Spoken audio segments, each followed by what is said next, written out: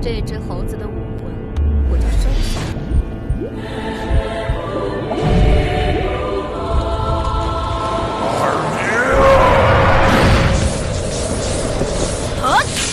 第7回祭。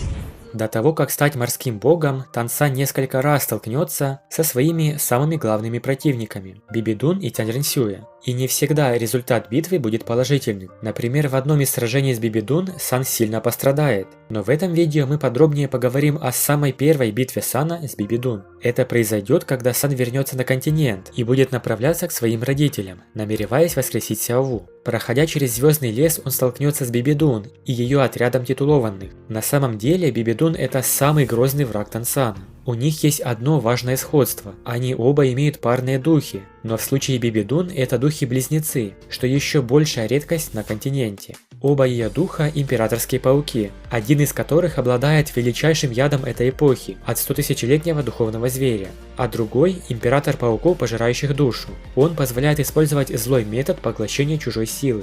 Помимо этого, она имеет вдвое больше колец, чем у Тансана, что дает ей большое преимущество. Интересно, что у нее как на первом, так и на втором духе есть красное кольцо, но духовное кольцо, полученное от мамы Сяово, находится на втором духе и числится 7-м по счету. 8-е же и 9-е кольцо на втором духе Бибидун еще не получила. Здесь напрашивается вывод, что в прошлом, пытаясь поймать Сяову, она хотела заполучить ее кольцо именно для себя, так как на втором духе еще было свободное место. Когда она устроила охоту на 100-тысячелетних зверей, обезьяну Титана и буйвола Питона, совершенно очевидно, что их кольца предназначались именно для нее. Они стали бы 8-м и 9-м кольцом Бибидун на втором духе. Если бы не вмешался Тансан, представьте, насколько сильной стала бы Бибидун, поглотив духовные кольца таких могущественных зверей. Охота на 100-тысячелетних зверей была очень жестокой. Титулованные Бибидун серьезно ранили этих королей леса. Но именно яд Бибидун оказал самое негативное действие. В конце концов, она просто выжидала, когда яд подействует, и она сможет добить Дамина и Эрмина.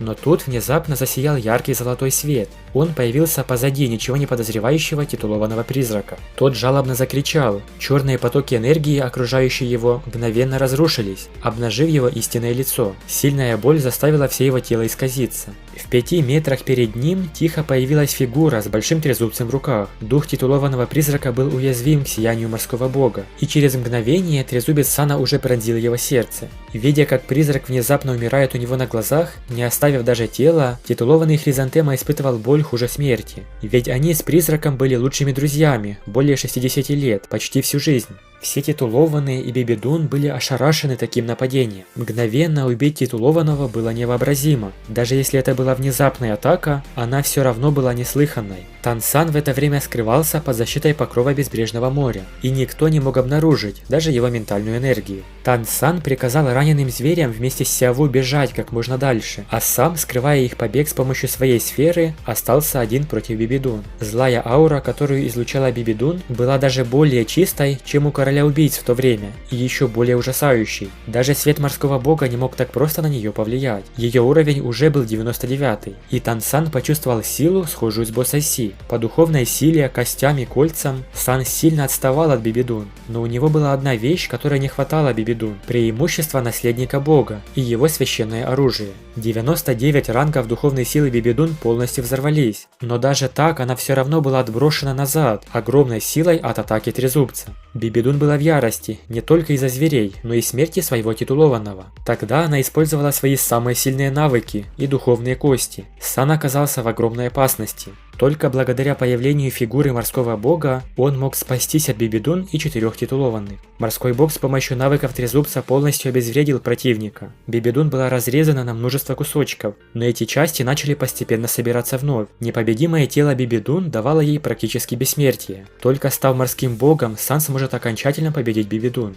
Итак, первая битва с Бибидун, можно сказать, окончилась успешно, но только из-за помощи морского бога. В дальнейшем Тансан будет своими силами сражаться с ней. Благодарю вас за просмотр. Напишите в комментариях, что вы думаете о смерти Мастера Призрака и битве с Бибидун. Подписывайтесь на канал и всем пока.